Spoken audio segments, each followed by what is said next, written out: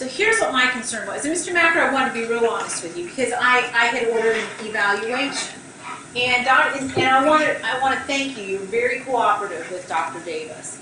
And so on cases, the cases that I find are oftentimes the most difficult cases is when I have, and you can disagree with me. I want you to understand that I won't be mad at you if you disagree with me.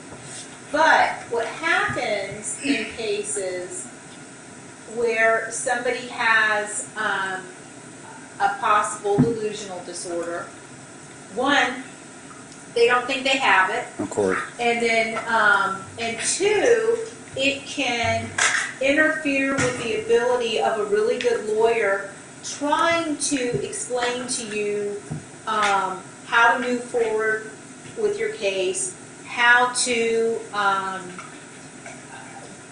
do what's in your best interest. Yes, sir. And so what's interesting, and I thought Dr. Davis did a really nice job on this eval, is that I can have somebody who suffers from a delusional disorder and it's compartmentalized. It's just a small area that they're very set on what they believe and think.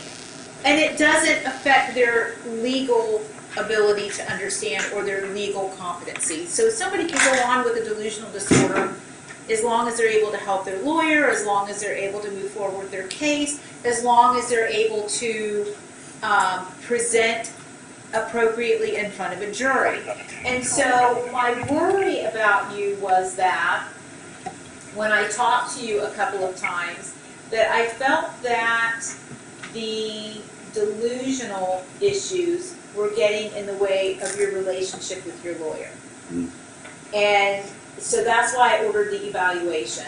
So Mr. Pitts, let me ask you this, to the best of your ability. If you feel like you can't respond, I'll respect that. Are you able to work with Mr. Macker in a meaningful way, or are the issues that I have impairing your ability to appropriately represent him? I think we're able to work together, Your Honor. I think he does have some concerns that may be valid because I think he does have. I think he knew one of the deputy or one of the sergeants that was involved with the arrest, and I think it was at a Old friend. My old neighbor's like buddies with them, and my old neighbor hates me, and it's just a long story. So I think that may have been kind of what triggered it. I think he may have had some concerns about some other things, but I think we've worked through that because I think there was an issue where with some court costs that he paid, and then his license showed up as suspended. So he thought that that may have been the sergeant getting involved with the clerk. I said, that's extremely unlikely. I've never seen anything like that. He has accepted that. And, you know, I said suspension and error are things that happen. That's something that... As long as you're able to work with him.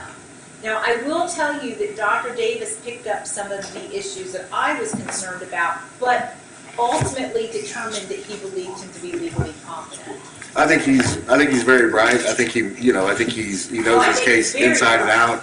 I think he has been through a lot of trauma, so he is going to start therapy. I have therapy already scheduled for March 1st. And I think that would be good because I think he had an ex-wife that passed away. He had a fiance that passed away, and he's had some friend that passed. I mean, he's just had a lot of loss. So let me ask you this, Mr. Pitts. As long as he's getting some treatment and you feel that you're able to move forward and work with him in a meaningful fashion, then I feel comfortable, based upon Dr. Davis's report, making some findings on the record that he is legally competent at this point in time to proceed. If, however, in the future you have concerns, please bring them to my attention.